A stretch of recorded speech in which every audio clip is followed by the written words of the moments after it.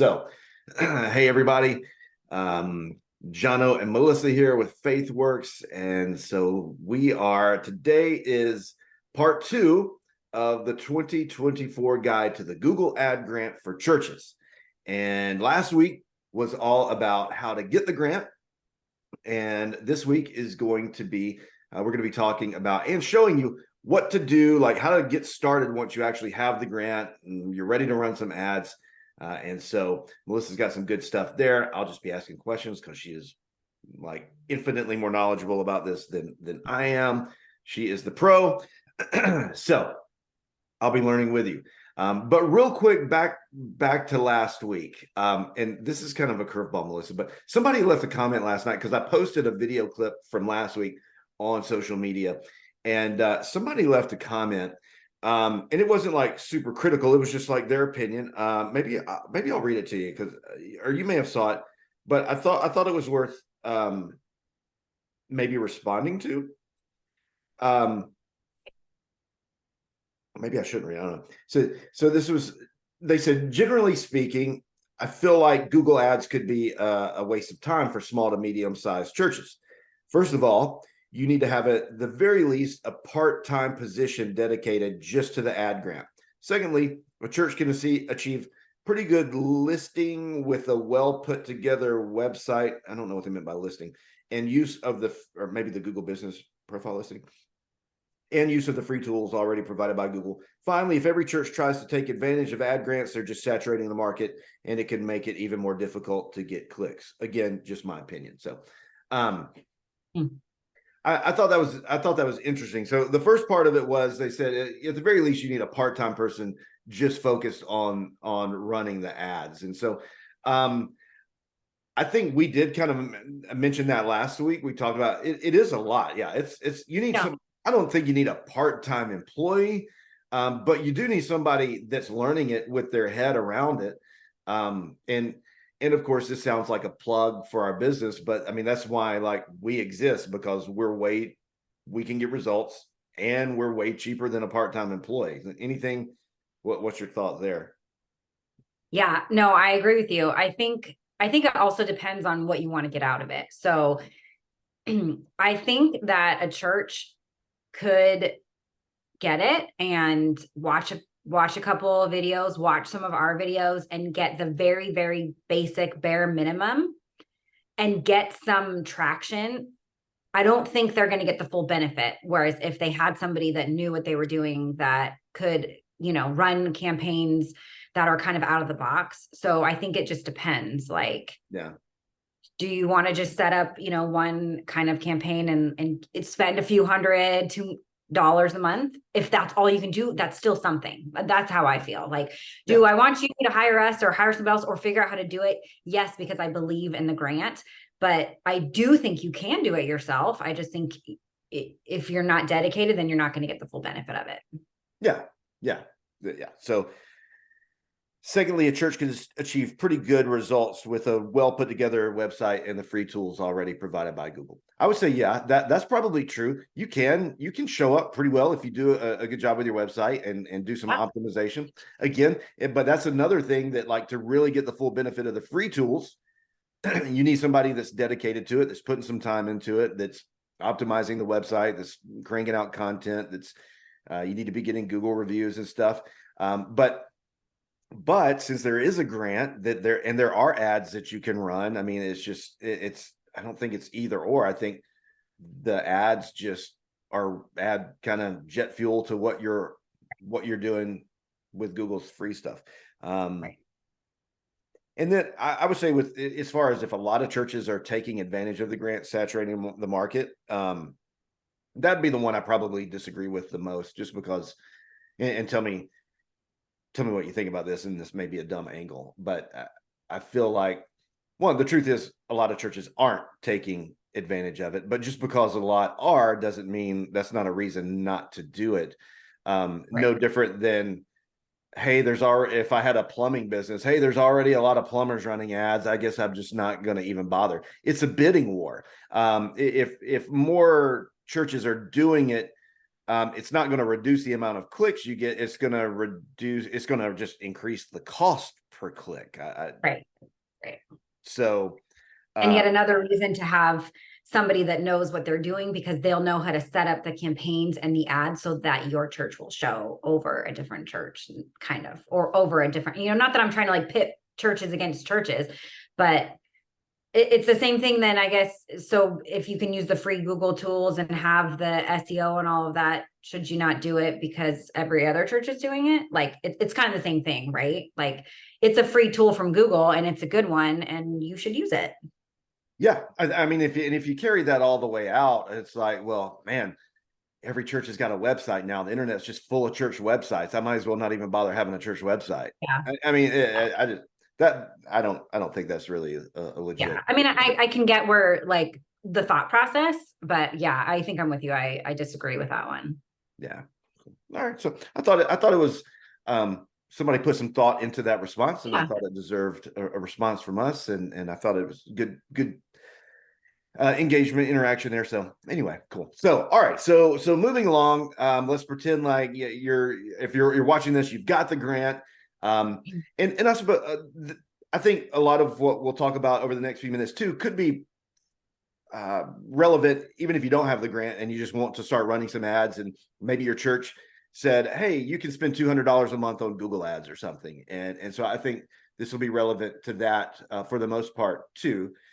So we want to just take you through creating kind of a basic campaign, and so you can start spending some money, whether it's the grant or out of the pocket. Again, we're focused on the grant here, and I would say that again, we don't have time to go into every possible campaign you could do, because you do want to get creative, and a lot of the churches that we work with have come to us already having the grant.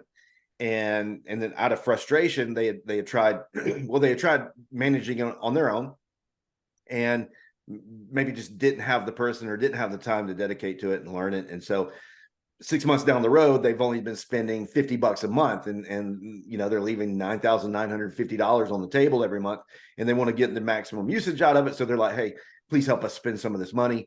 And so to do that, I mean, spending $10,000 is pretty difficult. It's not easy to do. So you do have to get creative with it. So, one campaign alone is not really going to cut it. You need to, whether it's special events or sermon videos.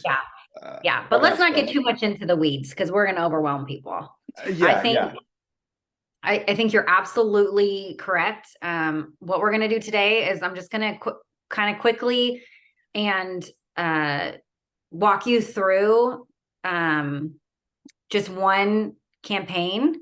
And then, after that, we can kind of talk about later, maybe in the future, we can get into some other ones that will be good ideas for you. But I'm going to share my screen, and then. Was that your friendly way of saying, be quiet, Jono? I'll take it from here. But you know what? Yes, it was. Okay. So I'm going off of, you guys have applied and gotten the grant. If not, we have a video if you need like step by step how to actually apply for the grant. But I'm assuming that if you're watching this video today, you have it. And so you're going to go to google.com/nonprofits and you're going to click sign in. Here's the thing with the grant is, but we do have a really good video of you taking people through the steps of, we have last week's live stream, but then we also have a video that you just made that like is a little more detailed than even the live stream, walking people through it. We'll put that up on YouTube. We'll put that on our website and stuff, so you can find that easily there. Yeah. And the thing is, like with Google Grant, the more you do it, you'll find that there's like different ways to do it. So you might watch some things, or you might kind of have dabbled this and be like, well, this is not how I do it. This is the way I do it. So just so you know, like sometimes there's different ways to do it, but I just wanted to be clear. So this is how I get there. I go to google.com/nonprofits, and then you'll have your account and you'll click continue. And it's going to take you to your Google ad grants right here, which again, you're going to sign in. Or click sign in, and then you're going to click the one that you need. And today we're going off of just one that kind of an example one that I can show you. and Google will make you wait for a minute. And then it's going to pull you up to this screen right here. And if you're brand new like this, you just got this, you're not even going to see this right here. It's just going to kind of be some information.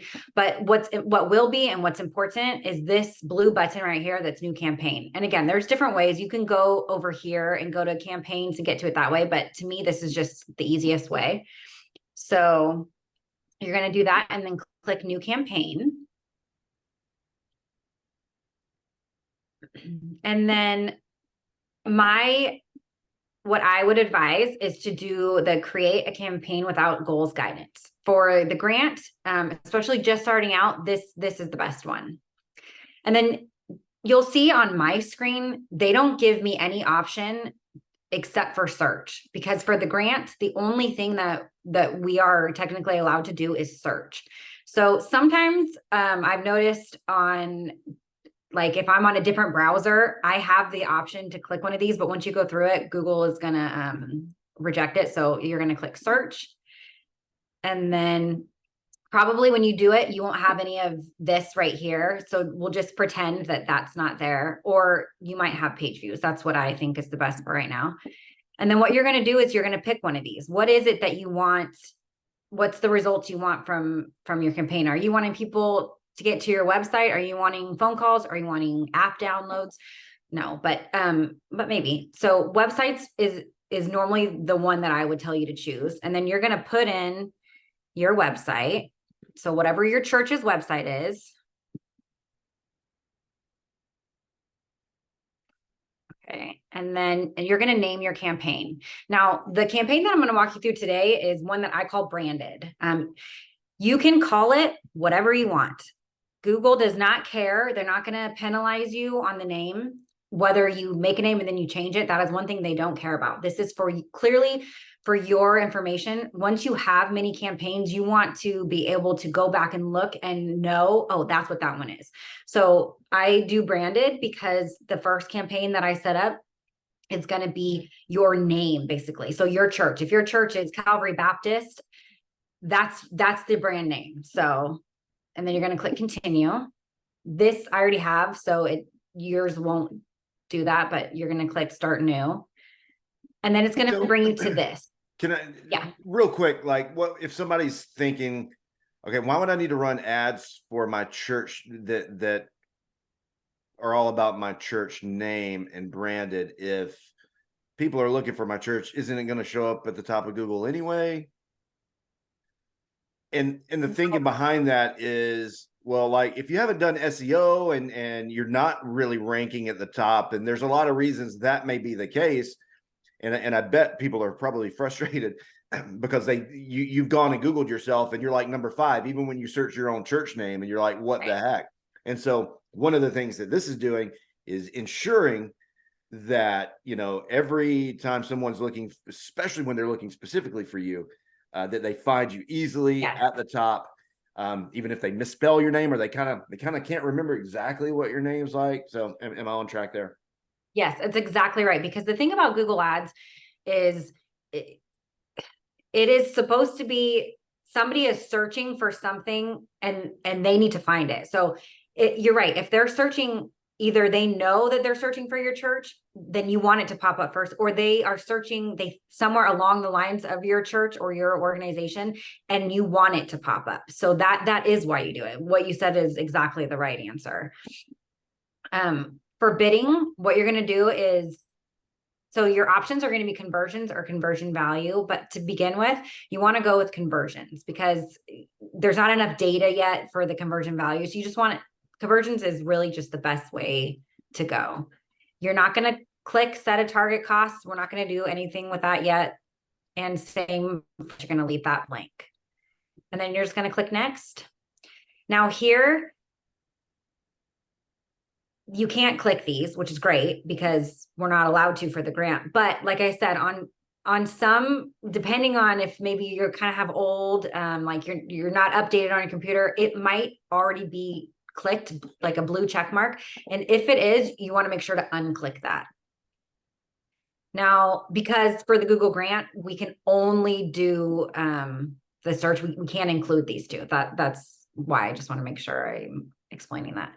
The next is locations. And this is where you're going to enter who you're trying to target. So let's say, like for us, for this organization, I'm going to do all of United States because we are a national organization. But if you're a church in, let's say, Athens, Georgia, then you're going to want to make sure to enter that location. So you're going to do Athens, and you can see it'll pop up here. And what you can even do even more is you can go into this advanced search and you can go by radius. So you can do 20 miles, 10 miles, however you want the area that you want to target people. This is where you would do it. And it's pretty important because you want to make sure you're targeting the right area so that if somebody's searching church near me and your church pops up, you want to make sure that they can find you and not that they're in a different state or that.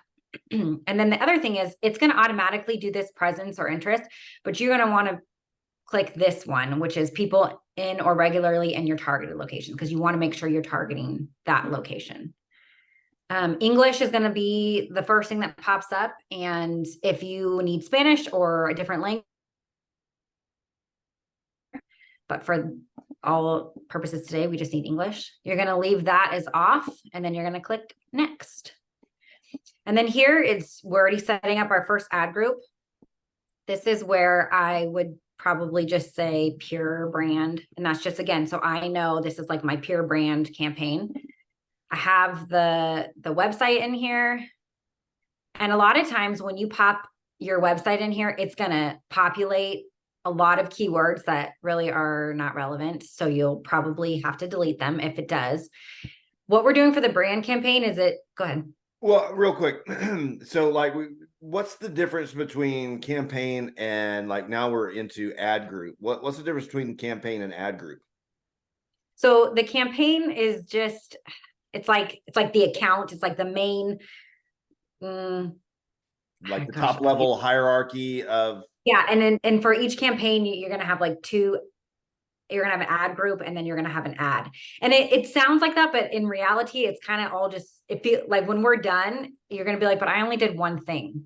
But it's just the way that they say, it's like a hierarchy. It's just the way that Google knows how the campaign, and then under each campaign, there's ad groups, and then you have ad groups for each of that. Different things are set at the different levels. Like at the campaign level, I think you set like the targeting of the location. You don't set that at the ad group level, because we may have a different ad group under the campaign. Like, well, if we were going to have, and maybe I'm getting out in the weeds here, I'm just trying to anticipate questions like, why would I have two separate ad groups? Maybe if the campaign is like, I don't know, what are a couple of one, you have to be compliant, you have to have two ad groups. So that's just the main and real answer. But it's because, like, for instance, we're going to do an ad group right now that's just the church's name, but then the next ad group you would do like, oh gosh, you could do the church's kind of like mission, or it'd be easier if we just walked through it, but let's do, yeah. That makes sense. Okay, let's just, because otherwise this is where it's so hard, because it's like we're going to try to teach something that takes most people a really long time to learn in a really short amount of time, but we're going to do the best that we can. Okay, so what you're going to do is, for this one specifically, it doesn't actually, right here, it doesn't matter if it's capitalized or not. I just often do. So here it's Open Arms Ukraine, because that is the organization, and we're going to do it broad, phrase, and exact. And that's a whole nother video of what that is. But basically the keywords is exact match. So when somebody searches, if you only have exact match, it's like they have to say exactly your church's name, or phrase match would be like similar, and broad is like anywhere near anything with your church. So we want to make sure that for this one specifically, we do broad, exact, and phrase, just of the name of your church. Does that make sense? So is that why you're putting it in quotation marks? Yes. So the one without quotation marks is broad. This one is phrase, and this one's exact. The other thing you can do is if you have a church or something that people often spell wrong, or there's a word in there that like it's easy to misspell, you want to put that in here too, because you want, when somebody types that out, you want to pop up for that. So that's kind of the only time you really want to put something that's not spelled right, but that's when you would do it here. This is going to give me that because I didn't type in the HTTPS, but you want to make sure your website has to be secure, like we talked about last week. Ours is, I just hadn't typed it in there. Okay, display path. Some people don't use this. I think it's purely out of laziness, or they just don't think it's important. But basically, it's just something that's going to show up in your URL, in the URL on the ad. And I am of the mind to use it. So here it's like you can just do, because it's kind of like, if rule of thumb, if you've got an opportunity to take up space on Google, take up the space, right. own as much of the real estate as you can, because the more stuff you add and fill out, the more room you take up on Google when your ad shows up. And so, you could get an extra line out of this. You could get a little bit of extra width. So you're just trying to take up as much room as possible. So fill out everything that Google will let you fill out. Yeah. Because you have to, so the next is headlines, and you only have to fill out 3, but, and we're not going to fill them all out today due to time, but see here, you can even add more. And when I set these up, I literally use all of them. But we're not going to today, but so when we're doing this brand campaign, the first headline is, I would use Open Arms Ukraine, and you would do your church, as long as, sometimes you have to be creative on here, because you can see here, I've used 17 out of 30 characters. And that is a hard like limit. Like you cannot go over the 30. So the First Baptist Church of Atlanta is not going to fit in there. So, it might need to be like FBC Atlanta, that's right. Yes, that's exactly right. So, and then the other headlines are going to be things that are relevant to your church, or, so here it'd be like, help Ukrainian, or help Ukraine. If I can spell, things that this organization does. And the second one could be like, donate to the war relief. And so if it's for your church, it could be as simple as, we're saving a seat for you. If you're a Baptist church, it could be, Baptist church near me. You just think things that are relevant to your church and your mission. That's what the headlines are. But again, come up with as many as possible. I think when we have churches, one of the first things that we see when someone's coming to us and saying, hey, we've been doing these ads, we're only spending $40 of the grant every month. And then you get in here, they've only done one headline, they haven't filled out, so they haven't taken advantage, just because just maybe didn't put a lot of time into it, didn't know what to do, didn't watch the video. So give Google some options. Yes, that's exactly right. So those are going to be your headlines. Then you're going to come down to your descriptions, and same thing, you only have to use 2, but there are 4. And again, use all 4 of them. You don't have to use all 90 characters on each one, but use all 4. And the descriptions, for a good one for a church that I like to use, is your Sunday service times. Put that on there, and then put like a little bit of like what your mission is. We believe that's up to 90 characters, who you are, who you welcome, just things that are kind of going to pop out on an ad that somebody would look at and be like, oh yeah, it's like things that grab you. Those description, it's describing who your church is, basically. And then the business name and logos doesn't matter. Okay, so then site links is the next one. And this one, you have to have 4 of them. And what you're going to do is you're going to hit create.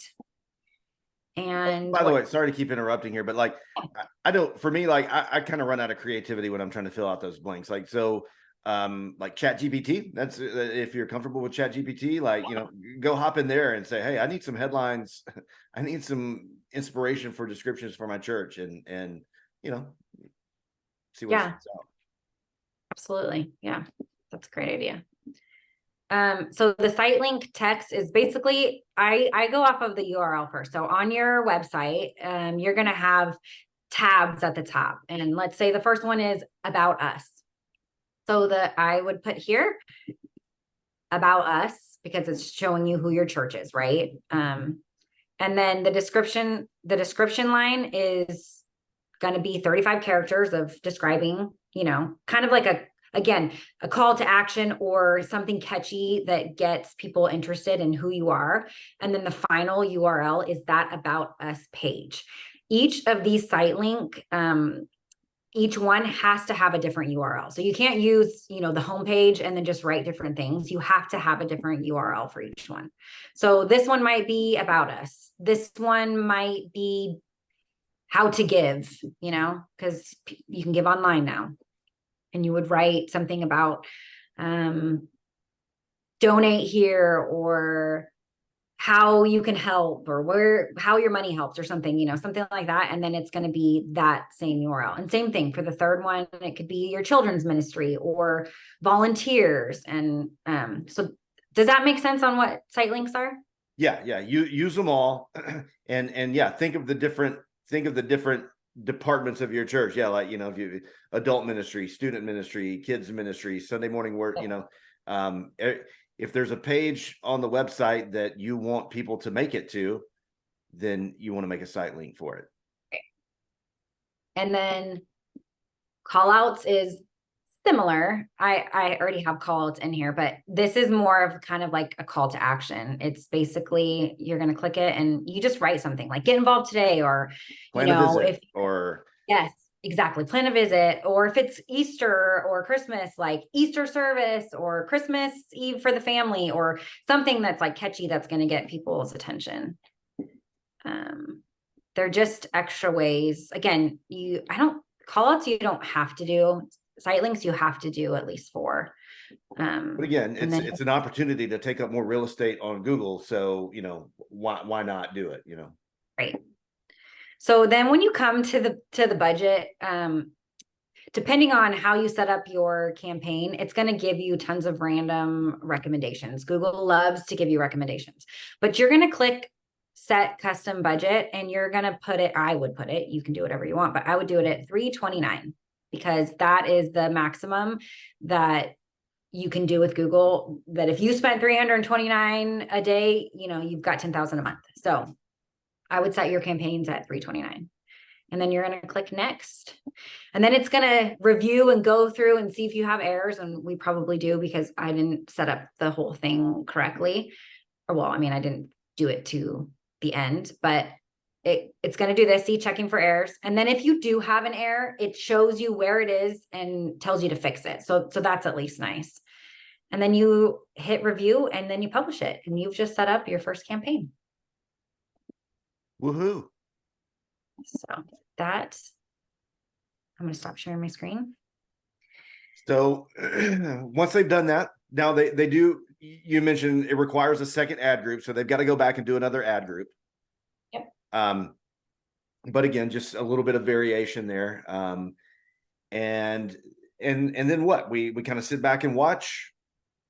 Yeah. So then, Google has to learn, and you kind of have, it can be a slow game to kind of get the ball rolling, but I would say set up as many campaigns as you're comfortable with, but wait and see. And then the thing is, you have to stay at least 5% click-through rate, like, for compliance. So you don't want to just, if you don't really know what you're doing, you don't want to set up all these things and then suddenly be like, well, shoot, we're going to get the grant taken away. There's rules. There's so many things. I don't know how to not get in the weeds to tell you all, but.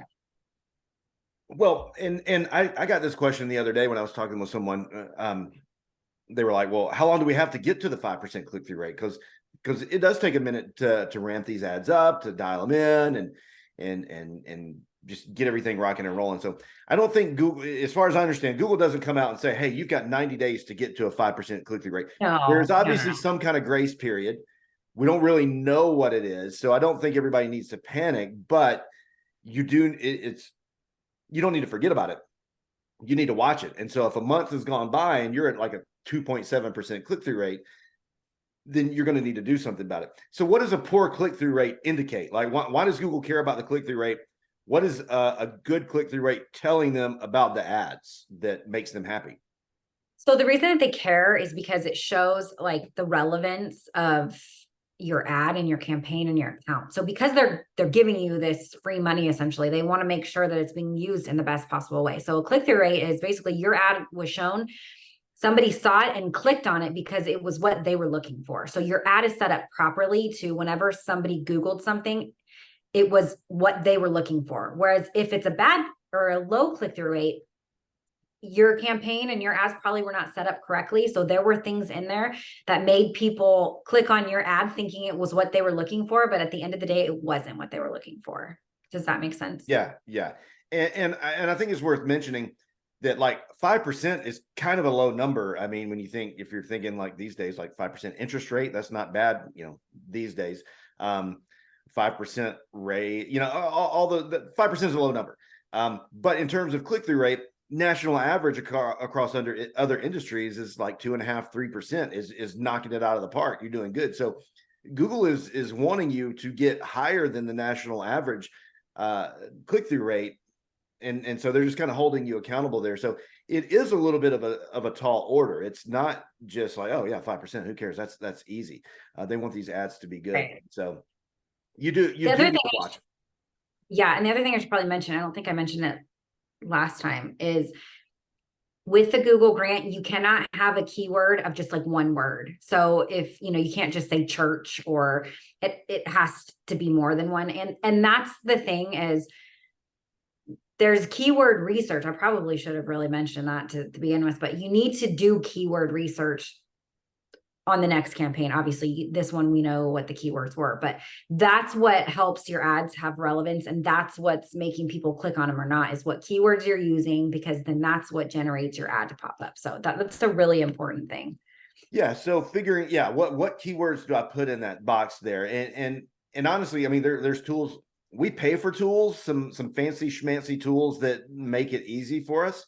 But I think, if you don't have the tools, honestly, a lot of what Google likes is really right under your nose. So, when you start searching something on Google, what does Google do? It starts populating, trying to read your mind.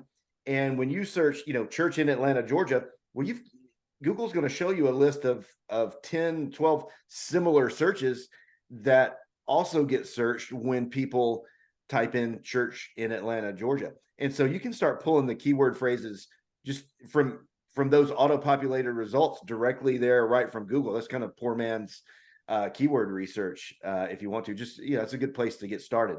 Yeah. Well, and the other one is actually in Google Ads yourself. There's a keyword planner, and it actually is really good. And it's free, and it's right there in your account, and everybody has access to it. So that's those two resources would be really good. Yeah. And so, you want to go in there and add keywords. What about negative keywords? Do we need to keep an eye on negative keywords? Does it matter since it's a grant? I mean, if you're spending this money out of your pocket, you're a little bit more concerned about your ads showing up to people who aren't really looking for you, because you don't want them clicking on your ads and wasting your money. But what about in this case?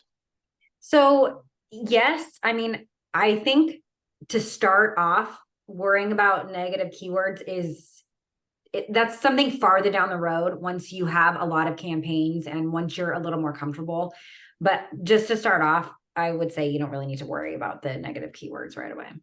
A negative keyword being putting a keyword in there saying, hey, Google, if someone types this in, I don't want you to show my ad. For example, like, I don't know if this is a national chain, but like Church's Fried Chicken, like you don't want that might be an example of a negative keyword. We don't want your church ads popping up every time someone searches Church's Fried Chicken. Maybe you do, but anyway, it's not going to be relevant. It's going to hurt your click-through rate. If people are searching for Church's Fried Chicken, your ads are showing and they're seeing it. And every time your ad gets shown and not clicked on, it drives your click-through rate down a little bit. And then, the other thing that you want to make sure is you've got your click-through rate up. People are clicking and making it to the page. So now the thing to think about really is making sure that page that they're landing on has some good information, has some opportunity to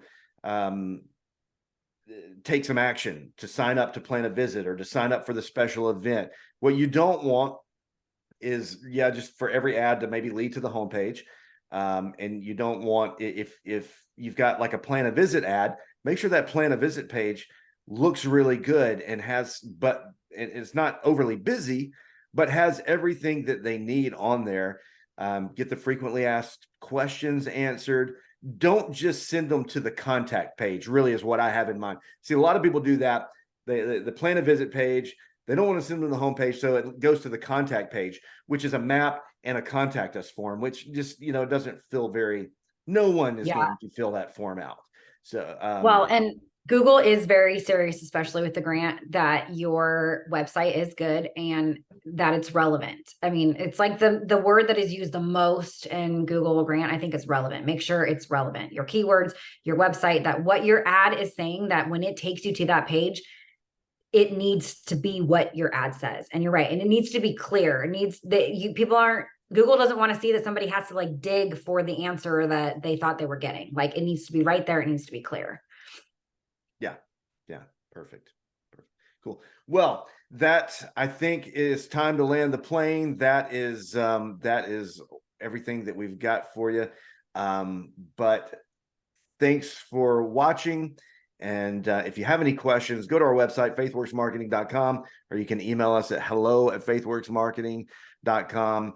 Follow us on YouTube, follow us on social media, because we're always throwing out tips and making videos several times a week, just giving out as much free advice as we possibly can, because a lot of you are doing a really good job on your own and just need a little encouragement, and we're here for you.